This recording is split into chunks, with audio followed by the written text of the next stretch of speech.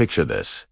A 47-year-old man wakes up without an alarm, his body perfectly in tune after years of optimization. He immediately exposes his eyes to 10,000 lux of light, the equivalent of direct sunlight, for exactly 3 minutes. He takes his inner ear temperature. It's dropped 5 degrees Fahrenheit over the last few years. His metabolic efficiency is getting better and better. Over the next hour, he'll swallow over 100 pills and supplements. He'll eat exactly 2,250 calories of strictly plant-based food, every single bite measured and tested. He'll exercise with military precision, go to bed at the same time, every single night. No exceptions ever.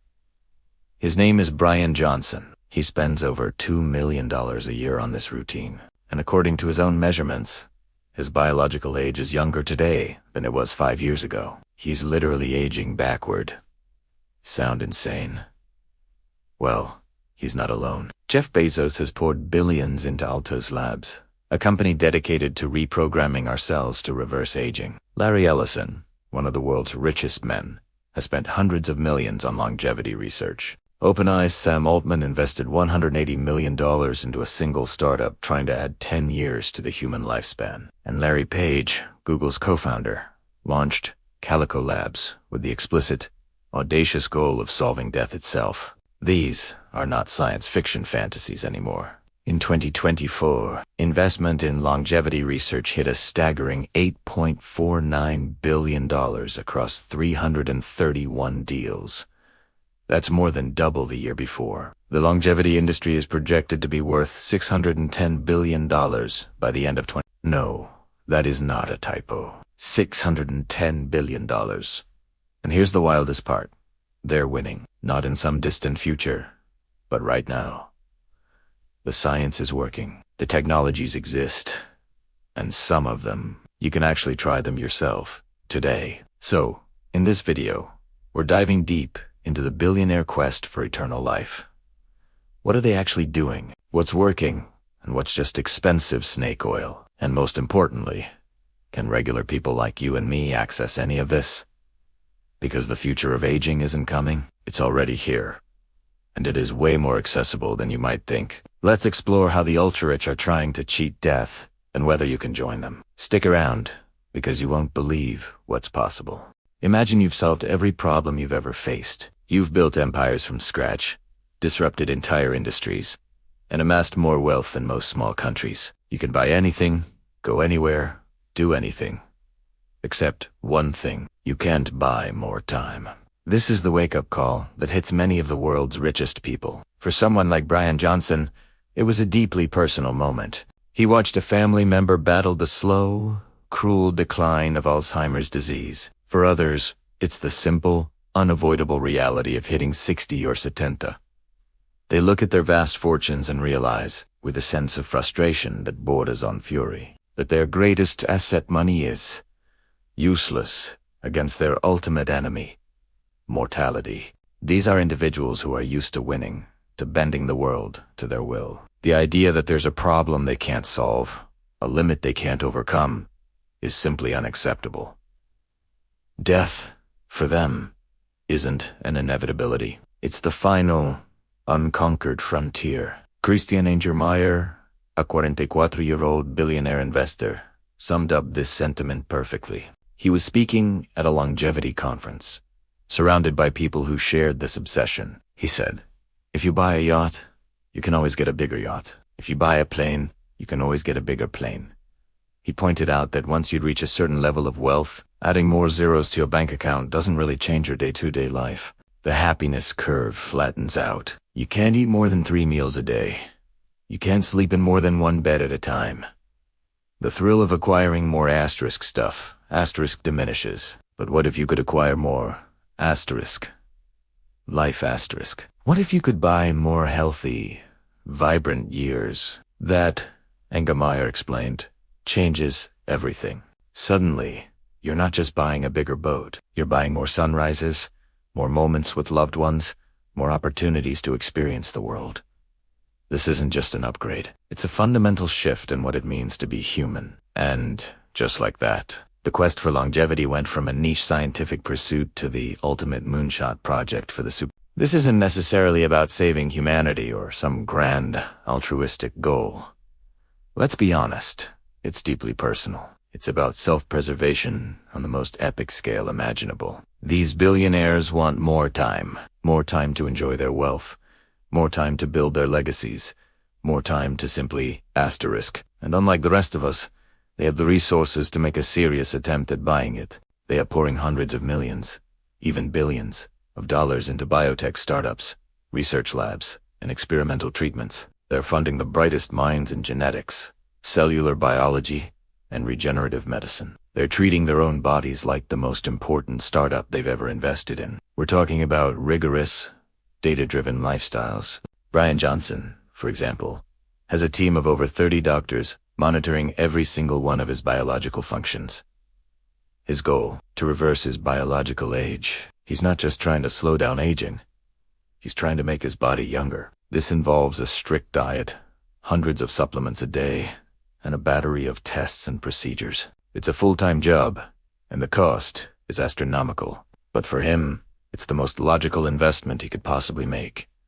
This new space race isn't about getting to Mars. It's about conquering the aging process itself. Companies with names like Altos, Labs, and Calico Life Sciences, backed by titans like Jeff Bezos and Larry Page, are leading the charge. Their mission is to understand the biology of aging and, ultimately, to reprogram it. They are attracting Nobel laureates and top scientists with the promise of unlimited funding and the freedom to pursue the most ambitious questions in science. Can we rejuvenate cells? Can we reverse age-related diseases? Can we extend the healthy human lifespan not just by a few years, but by decades? The implications are staggering. If they succeed, even partially, it could change the world more profoundly than the internet or the personal computer. But it also raises some profound ethical questions. Will these life-extending technologies be available to everyone? Or will they create a new class divide not between the rich and the poor, but between the long-lived and the mortal? What does a society look like when some people can live to be 150 or 200, while others follow the natural course? These are the questions we need to start asking now, because this isn't science fiction anymore. The revolution is already underway, funded by those who have decided that death is not a certainty, but a problem to be solved, and they're betting their fortunes that they can solve it. We've always been told aging is inevitable, a one-way street. But what if it wasn't? What if some of the richest and smartest people on the planet are betting billions that we can actually reverse it? Let's talk about the big three companies trying to do just that. First up, Altos Labs, launched in 2022 with a mind-blowing $3 billion in funding. Yes, billion with a B.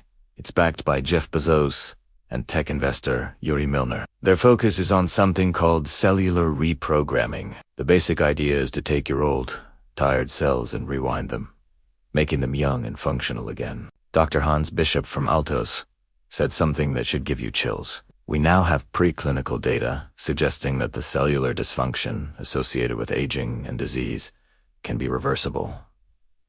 Think about that. Not slowing down aging, not managing it, but reversing it. Next, there's New Limit Co., founded by Coinbase CEO Brian Armstrong. They're tackling aging through epigenetic reprogramming. See, your DNA doesn't really change as you get older, but how your genes are expressed does. Imagine your DNA is a massive library. Epigenetics decides which books are open and which are closed. As we age, more and more important books get shut. New Limit wants to figure out how to reopen them. And third, we have Retro Biosciences, backed by Sam Altman, the CEO of OpenAI, the company behind ChatGPT. Altman didn't just throw some spare cash at this. He invested $180 million, which he said was basically all of his liquid net worth. Their mission is simple and powerful. Add 10 healthy years to every human's life. Not 10 more years in a hospital bed, but 10 vibrant, healthy years. Altman believes longevity requires an OpenAI-type effort, huge resources, and a willingness to tackle the impossible. What makes this different from everything that's come before? The money. These aren't small labs hoping for grants. These are billion-dollar biotech companies hiring the world's best scientists with salaries that compete with Silicon Valley. And that changes everything. Now, Let's talk about the most famous human guinea pig in this whole movement. Brian Johnson. He sold his company to PayPal for $800 million and decided to spend $2 million a year trying to live forever. He hired a team of 30 doctors and scientists to measure the biological age of every single organ in his body and then optimize each one. His daily routine is intense. He wakes up at the same time, gets blasted with 10,000 lux of light, takes over 100 supplements, and eats exactly 2,250 calories of meticulously measured plant-based food. Everything is tracked, from his body temperature to his bone density. And even I'm not kidding his nighttime erections as a measure of cardiovascular health. The results. Johnson claims he has the best biomarkers ever measured. At 47, his biological age tests come back significantly younger. He says some of his organs function like those of someone decades younger. Now, is he exaggerating? Maybe. But what's undeniable is that he's collected an unprecedented amount of data on reversing aging, and he's sharing it all for free. And things are getting even more mainstream. In October 2025, Johnson's company, Blueprint, raised $60 million from investors like Kim Kardashian, Logan Paul, and Paris Hilton. That's right. Kim K is now investing in longevity science. Blueprint's goal is to make Johnson's protocol accessible to everyone, not just They're planning affordable products and AI health assistants to bring this to the masses. Whether this all works is still the big question. But when the richest people in tech and the biggest names in Hollywood all start pouring money into the same idea, a massive shift is happening. The quest for a longer, healthier life is no longer science fiction. It's becoming the next great technological race. What do you think about all this? Ever wonder what's real and what's just billionaire fantasy when it comes to anti? Let's cut through the noise and talk about the science that actually works.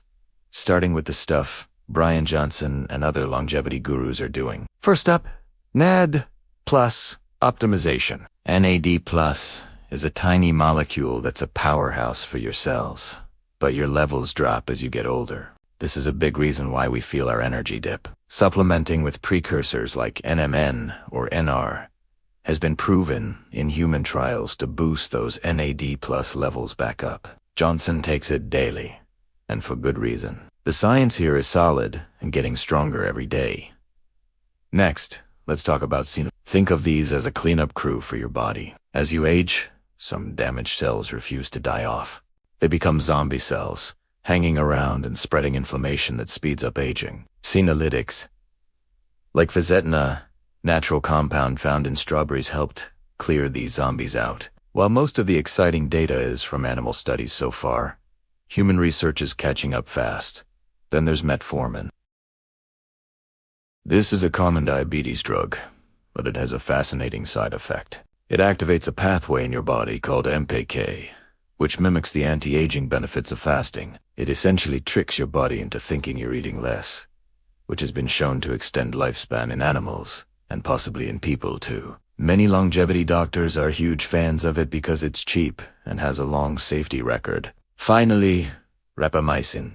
This might be the most powerful longevity drug we have. In low doses, it ramps up your body's cellular recycling process, called autophagy. It's like a deep clean for your cells. The results in animal studies are incredible, consistently showing significant lifespan extension. But here's the catch. Both metformin and rapamycin are prescription drugs. You can't just buy them over the counter. This is where guys like Johnson have an edge. They have doctors willing to prescribe these things off-label for longevity. That's a level of access most of us just don't have. So, does that mean anti-aging is only for the rich? Absolutely not. Here's what you can actually do without needing a millionaire's budget or a private doctor. And honestly, this is the part that truly matters. Start with the absolute foundation. Sleep.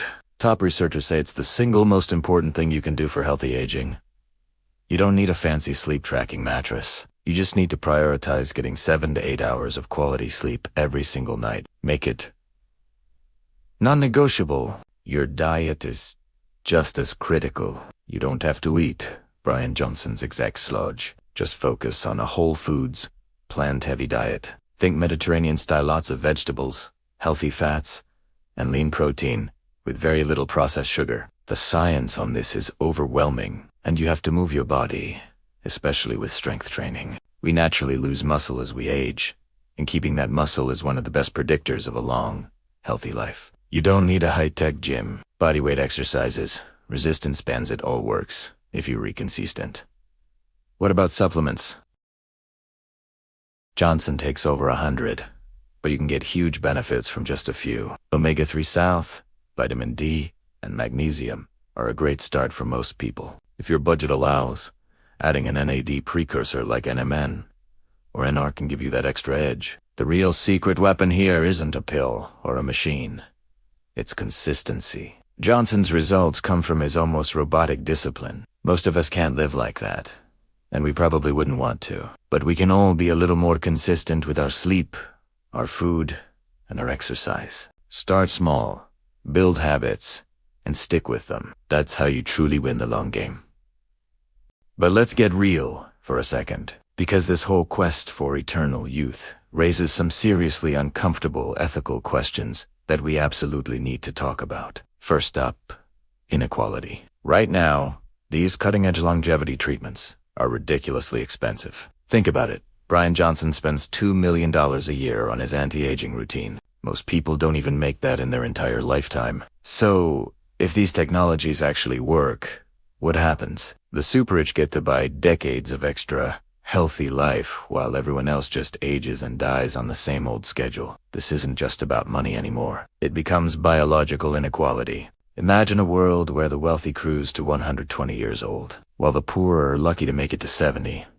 That's not a sci-fi movie plot. That's a potential dystopian future. Second, let's talk about overpopulation. If people stop dying, or even just live significantly longer, what does that do to our planet? We're already wrestling with resource shortages, a changing climate, and overcrowded cities. Now, add billions of extra human life years into that equation. It could be catastrophic for an already strained planet. Where does everyone live? What does everyone eat? The numbers just don't add up without some radical changes. Third, what about the psychological impact? Human beings evolve with a built-in expiration date. Our entire psychology, where we find meaning in life, set our priorities, and feel a sense of urgency is all shaped by knowing our time is limited. What happens when that fundamental truth is no longer true? Do we become incredibly cautious, afraid to take any risks? Do we become more resistant to change and new ideas? Does innovation just grind to a halt because there is always a tomorrow to get things done? We've never had to confront this before, and the answers are completely unknown. And finally, the fourth, and perhaps most difficult question. Who decides? If life extension tech becomes available but is in limited supply, who gets it? Do we simply let the highest bidder win? Do we create a system based on someone's contribution to society? Or maybe a lottery? These aren't just philosophical thought experiments. These are real, practical decisions that our society might have to make, and soon. As author Jessica Powell bluntly put it, tech billionaires' attempts to beat death will not democratize longevity. And honestly, she's probably right. At least, not in the beginning. Now, not everyone is jumping on this billionaire-funded longevity bandwagon. In fact, a lot of respected scientists are deeply skeptical. Eric Veradine, who runs the Buck Institute for Research on Aging, a place doing serious work in this field, is not buying the hype. He doesn't believe we'll see anyone live to 180. He's on record saying, "My prediction, based on everything we know today, is that getting to 120 is about the best we can do for the foreseeable future. I'll bet my house we're not going to see anyone live to 184, another 200 years, if ever."